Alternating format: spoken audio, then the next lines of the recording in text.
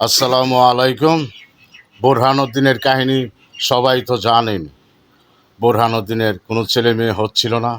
বোরহানউদ্দিন আল্লাহর কাছে মানতা করেছিল, এবারে এলাহি আমার যদি কোনো ছেলে মেয়ে হয় তাহলে আপনার নামে আমি একটা আকিকা দিব গরু। তখন বোরহানউদ্দিনের একটা ছেলে হলো, একটা গরু কিনে এনে আকিকা দিল। এই গরুর কান নিয়ে রাজা গর্গবিন্দের পুষ্কিনির পার নিয়ে পালাইল। রাজা গর্গবিন্দ দেখতে পেয়ে সৈন্যদেরকে হুকুম দিল, কে মুসলিম আছে আমার রাজ্যে তাকে ধরে নিয়ে আসো, সে গুরু কুরবানি দিয়েছে, গুরু জবাই দিয়েছে। সৈন্যরা তাকে ধরে আনলো।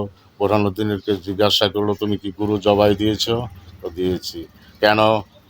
আমি মানতা করেছিলাম আমার যদি একটা ছেলে মেয়ে হয় তাহলে আল্লাহর রাস্তায় আমি আকিকা দিব, তাই দিয়েছি। তো তোমার ছেলেটাকে নিয়ে আসো, দেখি তোমার ছেলেটা কেমন। তখন বোরহানউদ্দিন দৌড়ে গিয়ে বউ নিয়ে এসে ছেলেটাকে নিয়ে আসলো। তখন বলল যে গুরু কেমনে জব দিয়েছিলে? হাত পাও বেঁধে। তোমার ছেলেকে হাত পাও বাঁধো। তখন বোরহানউদ্দিন ছেলেকে হাত পাও বাঁধলো। বোরহানউদ্দিনের স্ত্রী তার মাথা ধরলো।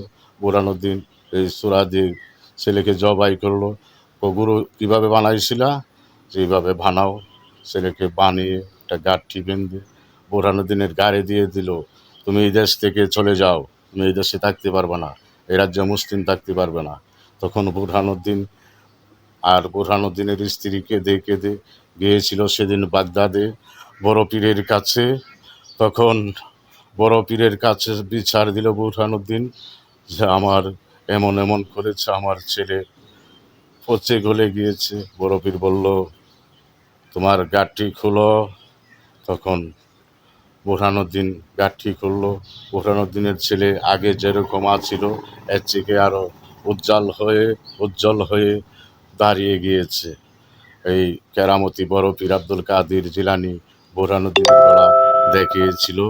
তখন সেখান থেকে বড় পীর হুকুম দিল, যাও, তোমরা যাও, এই গর্গবিন্দকে তোমরা ধ্বংস করো, সেখানে গিয়ে ইসলাম প্রচার করো। তখন সেখান থেকে কিছু লোক রওনা হলো।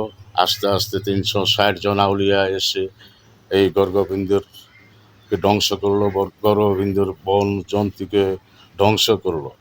যেমনিভাবে গর্গবিন্দুর বন জন্তুকে ধ্বংস করেছে। আর এখন যারা বলো পীর অলিদের মানো না আর নবীকে তোমাদের মতো মানুষ বলো, তাদেরকেও এমনিভাবে ধ্বংস করা হবে। আর বেশি সময় নাই, এখনো সময় আছে, ভালো হয়ে যাও। আসসালামু আলাইকুম।